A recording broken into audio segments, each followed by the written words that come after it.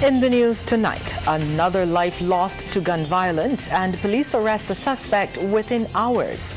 St. Lucie farmers appeal for help as flooding wipes out major crops. A government minister applauds men for stepping up. And in sports, West Indies lose their ODI Series in New Zealand. The headline news is brought to you by National Transformation Initiative, shaping the Starbajan. Broadcasting from our studios in the Pine St. Michael, this is CBC NewsNight, starting now.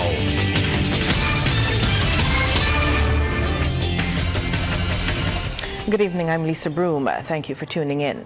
In our top story tonight, severe flooding over the weekend has wiped out major sections of this year's harvest, dealing a heavy blow to farmers in St. Lucie. And the farmers in what is one of the country's primary food-producing parishes are calling for assistance. Crystal White has that story. Acres of farmland across St. Lucie have been submerged by floodwaters after Sunday's heavy rainfall. A scale of devastation impossible to ignore, from sweet peppers to cucumbers to pumpkins, just to name a few.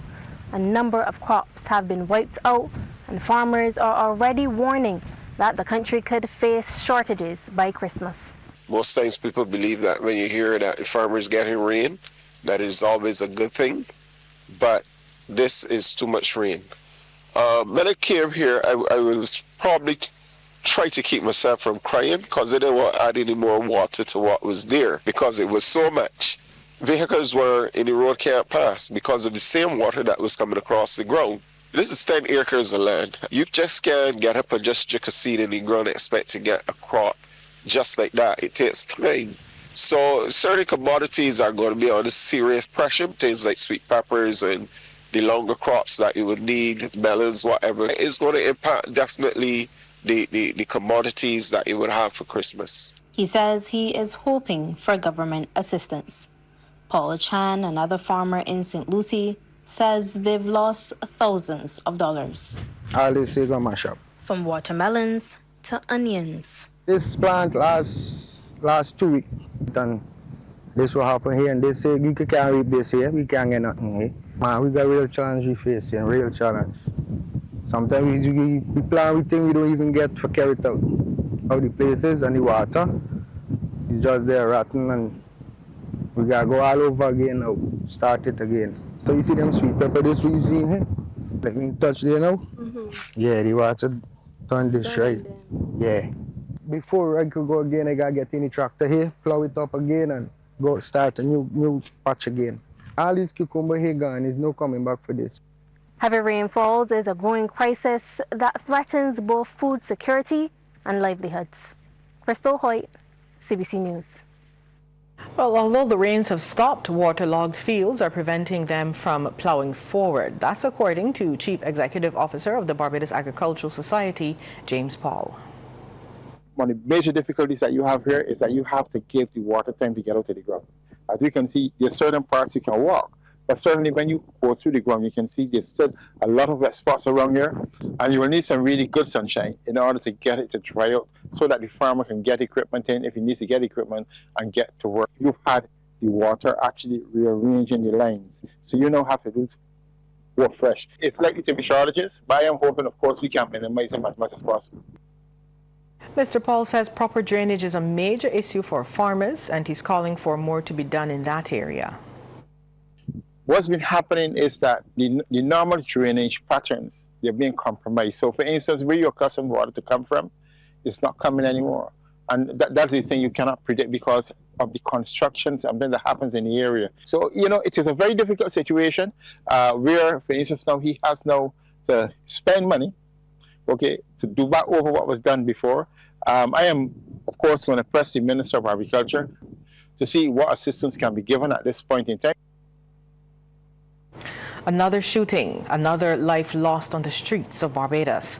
Around 11 this morning, shots rang out at President Kennedy Drive, St. Michael, and when the smoke cleared, a man lay dead on the pavement, just yards away from his workplace at a tire shop in the area. Police immediately swooped on the area, some clearing the crowd that gathered, others pursuing the assailant. And minutes later, they had a suspect. cornered and caught in the nearby Westbury Cemetery. As national concern over youth violence grows, children's advocate Faith Marshall-Harris says there needs to be a shift in what children are being taught beyond academics. She was speaking today, which is recognized as World Children's Day. I would like us to mainstream the teaching of civic responsibility, values, the paths of peace and conflict resolution as part of the curriculum, because I think this is the best way to redirect our young people away from criminal activity and the increasing incidence of violence among them, because prevention is better than cure. Ms. Marshall-Harris urged parents and guardians to provide the love, protection, and discipline all children need. I'm very conscious, as I said, of the vulnerability of all children. And we all have a duty, therefore, to care and protect them from all harm, from abuse, verbal, emotional, physical, sexual, and cyber abuse, in whatever form it takes. We all have a duty to ensure that they're protected, that they're not neglected, that they're guided in the right direction, and they're disciplined as well. We should ensure that this discipline is positive and is not harmful nor degrading. Discipline and loving guidance is important because we all want a better society. As Barbados celebrated International Men's Day today, a government minister commended men here for stepping up to the plate. Minister of People Empowerment and Elder Affairs Kirk Humphrey says more men are playing a more active role in their children's lives and taking care of their responsibilities. He made the declaration at the opening of a men's wellness and health fair organized by the Bureau of Gender Affairs. And Esther Henry was there and filed this report. Minister of People Empowerment and Elder Affairs Kirk Humphrey says the evidence is there and clear that more men in society are stepping up to the plate. For example, more men can be seen taking their children to school when compared to what was happening in the past. But one thing that I'm very happy with is that when we speak to the staff at the Child Care Board, there are a number of men, even the simple things that were evident in Barbadian society that you never really paid attention to. Many men were not on children's birth certificates back in the day. Check a lot of birth certificates from my generation. You have a mother, father, dash. They say men coming forward to put themselves on the birth certificate. If you check what's going on at the Child Care Board, a number of persons are now coming forward to pick up their children, drop off their children in the morning. Men actually take greater pride now in their children's education. You say that at these schools, there's a lot of evidence coming out of these schools. And we've seen an increase over the years in the number of men who attend the meetings and the sessions, and this is all very well documented. However, Minister Humphrey admits men still have a long way to go to fulfill their complete role in society.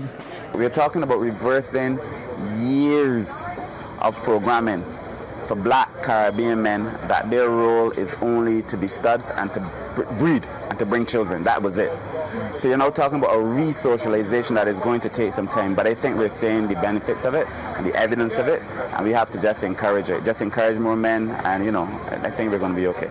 And Minister Humphrey says he is happy that over the past few years, International Men's Day has been getting the recognition it deserves.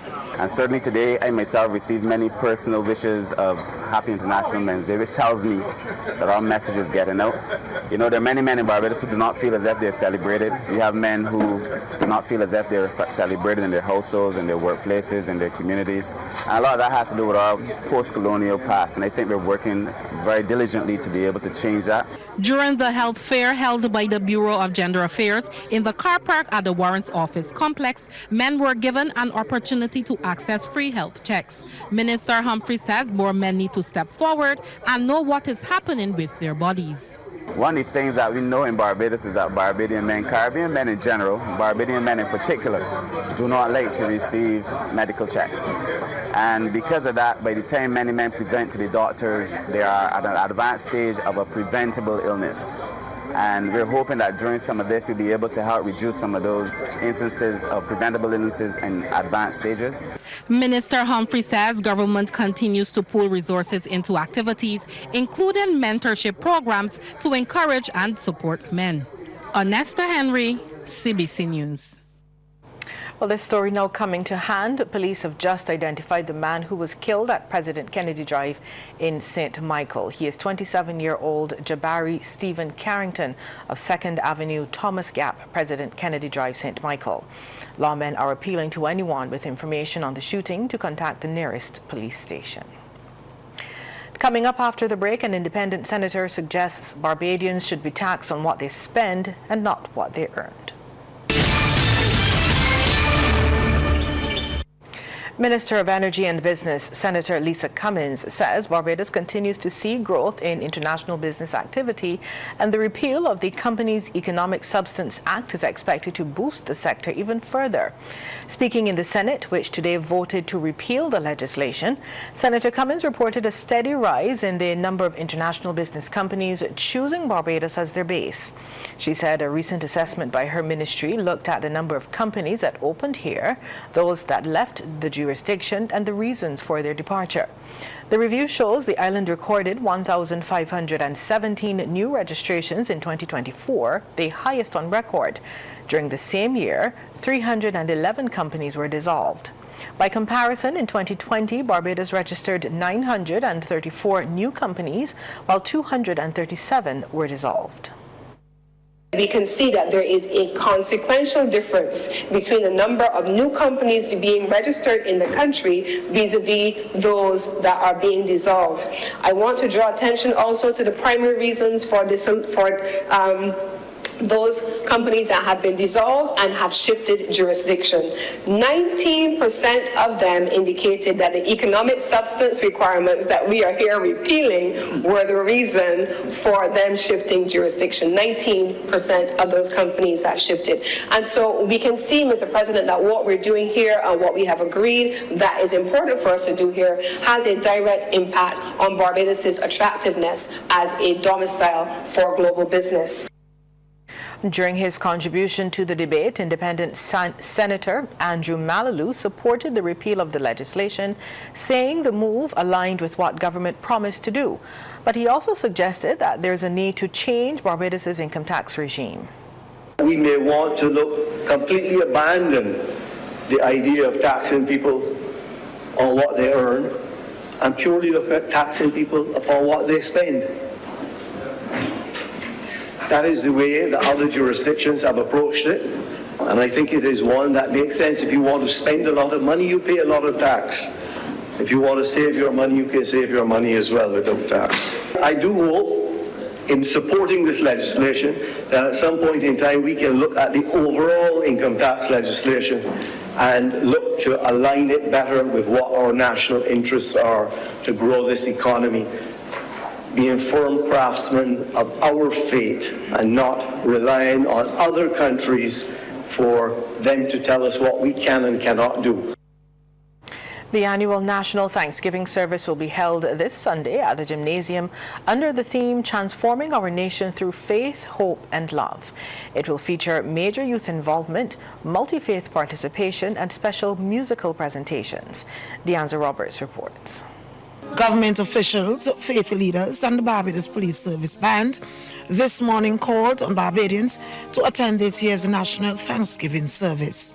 The Ministry of Labour and Social Security has been responsible for the service since 2022.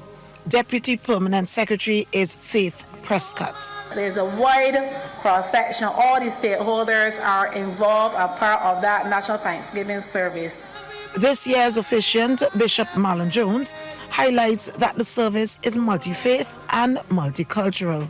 We're going to have prayers from the Muslim Association, the Jewish community, the Hindu Association, Barbados Council for the Disabled, participation from the Baha'i of Barbados, and our sermon is being delivered by newly consecrated Bishop of the Moravian Church, Bishop Ezra Paris, and I'm sure that he will be inspired to give you a word of faith, hope and love.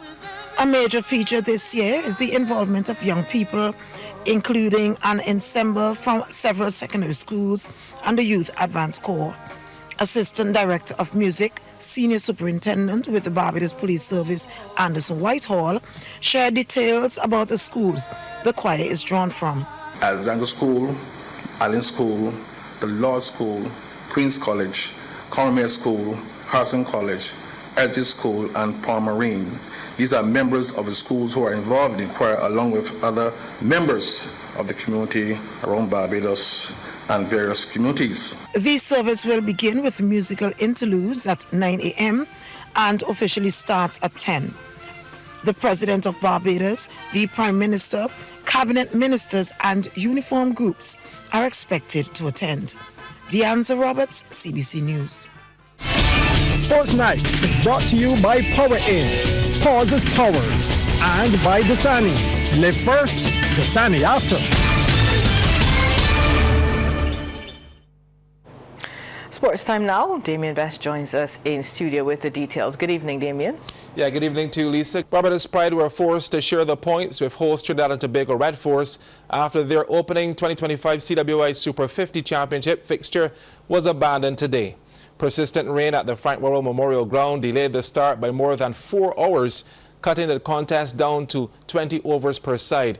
Once conditions allowed, Barbados Pride were asked to bat and moved to 48 without loss after 5.1 overs before another heavy downpour halted proceedings for good. Skipper Carl Mears was left unbeaten on 24, while Nico Boucher remained not out on 21. Barbados Pride are scheduled to face the Leeward Islands Hurricanes next, and that's on Friday at the Queen's Park Oval Ground. Well, Wharton and Kickstart Rush are the first 2 teams to book semi-final places in the Prime Minister's Cup football competition after victories last night in their quarter-final matchups at Friendship. We'll bring you the full highlights package later on Newsnight, of course. In tonight's business, we hear that government is positioning youth empowerment as a long-term investment through the annual I Am Conference, which opened today at the Hilton Barbados Resort. Minister of Youth, Sports and Community Empowerment Charles Griffith said the 4-day program is intended to set a positive tone for life's journey as they map out paths of education, employment and entrepreneurship. Trevor Thorpe reports. Now in its 3rd year, the conference has brought together 180 students from the University of the West Indies Cave Hill campus, the Barbados Community College, the Samuel Jackman Prescott Institute of Technology, and the secondary schools from across Barbados. Participants will engage in hands-on sessions covering robotics, sports and education, housing and land ownership, areas the ministry says young people had expressed interest in. Minister Griffith encouraged them to absorb everything shared by the presenters and share what they learn with their peers. You will be provided with information that you can use every single day for the rest of your life. And how you choose to use the information, how you decide to take that information and make it yours is only for you. I am. So when you move away from here and people ask the question, you'll be able to say, I am XXX. Event coordinator and senior youth development officer Elizabeth Bowen said the conference was structured to ensure something for all participants. This conference is intended for every young person in the room to feel and engage, to be able to pivot, to look at where they are in their journey towards success right now or their journey towards personal growth, and to be able to embrace all that we have to showcase over the next 4 days. After a cultural performance and a musical presentation by Shakara Straker, Permanent Secretary Joy Adamson declared the conference open. She encouraged students to maximize the next 4 days. As several persons have told you earlier, take in everything that you can. Ask questions, engage with the facilitators. And I really want to acknowledge the facilitators who came forward, all of the businesses, all of the private sector organizations who would have worked with the ministry to make sure that this conference is a success. A cross-section of public and private sector business leaders will deliver presentations throughout the conference. Trevor Thorpe for the Business Report. Sports Night is brought to you by Power In, Pause is Power, and by Dasani. Live first, Dasani after.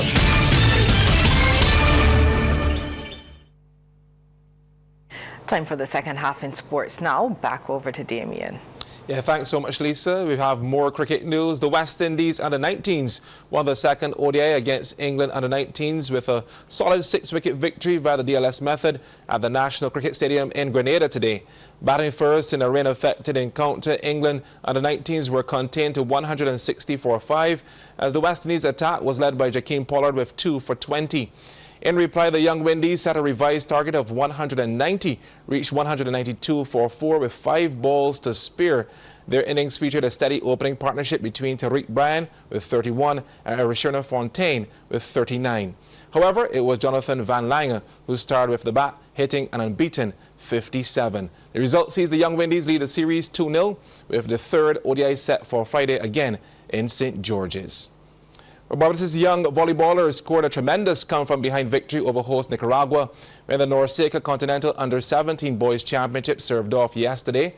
Barbados dropped the first 2 sets, but captain Pierre Gill produced 19 points from 14 kills as they won 19-25, 26-28, 25-17, 25-18, 15-13. Jordan John recorded 18 kills, while Joshua Ashby had 11. The Bajan boys will do battle again against Puerto Rico in their second match tonight. Starts a short while from now at 8 o'clock. Well, for the first time in its 35-year history, the National Sports Council Bodybuilding and Body Fitness Championships will be staged at the Garfield Sobers Gymnasium. Last year's edition was held at the Commonwealth School. Now the stage is set for the Willie Gym on November 28th as primary, secondary and tertiary level athletes compete. Speaking at the launch, senior coach at the NSC and coordinator of the event, Sandrine Jordan, said they have surpassed last year's list of 50 competitors with 85 now entered. We also have 3 workshops being conducted by our own bodybuilding coach, Mr. Valence Humphrey, with the last one coming on Saturday, November the 22nd, right here at our gym, starting from 10 a.m. to 1 p.m. Participants are asked to walk with their music. The show will be held on Friday, November the 28th, starting from 4 p.m. There will be a small fee of $2 for children and $5 for adults. Regional Manager of Lifestyle, Wellness and Public Relations Officer of the Roger Boys Classic, Shakira Duglin, says plans are already in place for the championship to grow in 2026. The Roger Boys Classic, we're going to be selecting a crop of athletes from this championship to prepare them for the Roger Boys Classic next year in 2026. I'll tell you why. In 2018, as an athlete, I went to Arnold Classic in Brazil, and in South America, their culture, they have a very vibrant culture of children participating in bodybuilding. So at that contest, there were about 200 children of all ages, as young as you can imagine, on that stage with as much confidence as anyone, as the adults, and that's an international show. We have an international show in Barbados, so why not have that experience here for our children? So we started with the exhibition of the categories in 2023 and 2024 and 2025, but now in 2026 we have to prepare them for us to bring the region and to bring the international athletes also competing at that level. Well, over the past weekend, the Barbados Game Fishing Association held its first tournament of their calendar year, the Brian Manning Bill Fishing Tournament off the West Coast.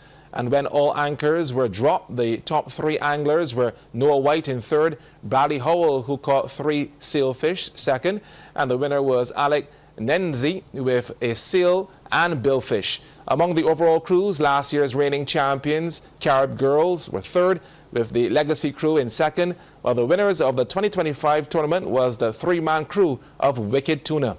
Chief Fisheries Officer Dr. Shelly Ann Cox says the tournament serves as a reminder that the island's fishing industry is still thriving. People think that the fishing industry is dead, but it's not. And I keep saying we have a bright future ahead. And with people like you with a passion in the industry, I think you can go a long way. I think this is a demonstration of camaraderie and sportsmanship, and we have, something good to be able to demonstrate to the rest of the island. Well, the next fishing tournament is the Lawrence Worrell Memorial Wahoo Shootout Series on December 6th, with the second round slated for February 15th, 2026. That is my time for sports tonight, Lisa. It is back over to you. The semi-finals are shaping up as Wotton and Kickstart Rush booked their places in the penultimate round of this year's Prime Minister's Cup. Playing at Friendship last night, Wotton eliminated St. Andrew Lions in the first quarterfinal match, while Kickstart Rush found an extra-time winner to beat Deacons. Anne-Mar Goodrich-Boyce reports. Tonight's highlights from the Prime Minister's Cup are coming to you with the compliments of Power Aid, Pause is Power, and Dasani. Live first, Dasani after. It was a wet and rainy Friendship ground for the first two quarter-final encounters of the Prime Minister's Cup. But nevertheless, the fans, players and officials braved the weather to witness the action. Opening match, a clash between St. Andrew Lions in the blue and Wotton. It was goalless after 45 minutes, but in the 64th, Wotton struck first. Jaden Seeley to Darian King, who slots it home effortlessly. The wounded soldier firing the first shot of the battle. Wotton 1, St. Andrew Lions 0. The score remained 1-0 until 10 minutes from time. Seeley again at the controls for Wotton, cutting the ball back to Sadiqa Samuel, who prods it home. Lions with no reply. Wotton advanced to the semi-finals with a 2-0 victory. Moving along now to the nightcap fixture. Deacons in the fluorescent green up against Kickstart Rush. 90 minutes played and we're still awaiting the opening goal. Big chance here as the player goes down. Referee Newsom awards a penalty. Substitute Takai Aline then stepped up and sent the keeper the wrong way. Kickstart Rush ahead in the 92nd minute. Kickstart Rush thought they had the winner, but 8 minutes of added time was shown by the fourth official. And in the dying moments, the most dramatic scene unfolded. Tevin Barker-Savory produced an unbelievable strike to send the match into extra time, 1-1 at the end of 90 minutes. But with 101 minutes on the clock, it was Kickstart Rush who found the go-ahead goal. Nicholas Best, only on the field for a few minutes, proved to be the hero with the close-range finish. Kickstart Rush 2, Deacons 1. Kickstart Rush now 1 win away from the Prime Minister's Cup final. Anne-Mar Goodrich-Boyce, CBC Sports. And we end on this note. President, the Most Honorable Dame Sandra Mason, was the center of attention during a farewell military parade held for her this afternoon. The parade, hosted by the Barbados Defence Force, was held at St. Anne's Fort, the garrison. Anesta Henry has that story. The Barbados Defence Force, Barbados Police Service and the cadets participated in the farewell military parade for Her Excellency the Most Honorable Dame Sandra Mason, a fitting tribute to her service and leadership as the first president of Barbados. Delivering her farewell speech, President Mason said from the first day she took up the mantle as Commander-in-Chief, she has regarded the role not as ceremonial pageantry, but as a solemn responsibility to safeguard the institutions that protect the country's democracy, and to support those Barbadians who bear the weight of that duty with discipline, courage, and quiet sacrifice. You, the men and women of the Barbados Defence Force and the Barbados Police Service, have served this nation with unwavering loyalty. As Commander-in-Chief of both services, I have seen your dedication, whether maintaining security on our streets, responding in moments of national strain, be they at sea, on land, or in cyberspace, participating in regional humanitarian missions, or standing together in joint ceremonial duties such as this. Your professionalism has never wavered. Dame Sandra said she has witnessed firsthand the precision with which the men and women of the protective services train and the seriousness with which they conduct their operations. And she has been deeply moved by the camaraderie and purpose that bind them to each other and the nation. According to Dame Sandra, though she has held many titles throughout her life, including teacher, lawyer, magistrate, judge, and ambassador, the call to serve as Commander-in-Chief of the Protective Services has taught her the true meaning of leadership. The understanding that leadership requires not only decisiveness and integrity, but humility and gratitude. And so today, more than anything else, I stand here to say thank you. Thank you for the respect you have shown to the office of the President. Thank you for the courtesies you have extended to me, both publicly and privately. Thank you for your steadfast commitment to Barbados, often without fanfare, without recognition, and without expectation of reward. Dame Sandra is also extending gratitude to the leaders of the protective services who guided her along the way, as well as the aide-de-camps who walked at her side and guided her through administrative and ceremonial duties. As I demit office, I do so with full confidence in the future of our island's armed and protective services. The excellence you demonstrate, the standards you uphold, and the discipline you display are worthy of the highest commendation. I am assured that you will continue to defend this nation and represent it with honor in all theaters, local, regional, and international. President Mason is also praising the Barbados Cadet Corps for being of service to her during her tenure and for honoring her with a parade and special drill on her birthday on January 17th for the past 8 years. The President was presented with several gifts during the parade. Anesta Henry, CBC News. And that's news for tonight. On behalf of the entire team, thank you for tuning in. Good night.